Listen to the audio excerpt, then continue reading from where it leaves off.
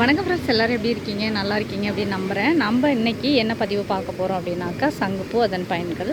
இதுதான் சங்குப்பூ. இதில் வந்து நிறைய கலர் இருக்குது. என்ன வெள்ளை கலர் இருக்குது, இந்த ஊதா கலர் இருக்குது, இந்த ஊதாவும் வெள்ளையும் சேர்ந்த மாதிரி இருக்குது, அப்புறம் கொஞ்சம் பிங்க் மாதிரி, அந்த மாதிரி நிறைய கலர்ஸ் இருக்குது.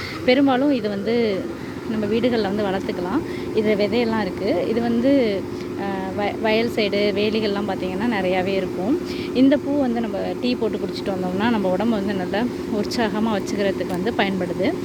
இந்த பூவை வந்து நம்ம தொடர்ந்து உணவு முறையில் நம்ம எடுத்துகிட்டு வந்தோம் அப்படின்னாக்க, கல்லீரலில் உள்ள நச்சுக்களை எல்லாம் வெளியேற்றி கல்லீரலை வந்து பாதுகாக்கிறதுல இந்த சங்குப்பூ வந்து ரொம்ப உதவியாக இருக்கும். தேவையில்லாத நம்ம உடம்புல இருக்கிற நச்சுக்களை வெளியேற்றதோட குடல் புண் இது மாதிரி இருந்ததுனாலும் அரை செய்யும். இதை வந்து நம்ம டீயாகவும் வச்சு சாப்பிட்லாம். அதுக்கப்புறம் இட்லி தோசை இருக்குல்ல, அந்த மாவுலையும் இந்த சங்குப்பூவை அரைச்சி போட்டு அந்த இட்லி சுட்டோன்னா நல்லா ப்ளூ கலரில் இருக்கும். இதை வந்து நல்லா ஒரு 2 டம்ளர் தண்ணி ஊற்றி ஒரு 10 பூ போட்டு 15 நிமிஷம் கிட்ட கொதிக்க வச்சுட்டு, அதுக்கப்புறம் பார்த்திங்கன்னா அதை தேன் வந்து தேவையானது கலந்துக்கலாம் இனிப்புக்கு.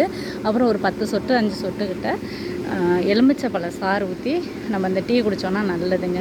கல்லீரலை பாதுகாக்கிறதுல அருமையான ஒரு மூலிகைனா இந்த சங்குப்பூ மூலிகை தான். நிறைய ஃப்ரெண்ட்ஸ், நீங்களும் பயன்படுத்துங்க, பயன்பெறுங்க.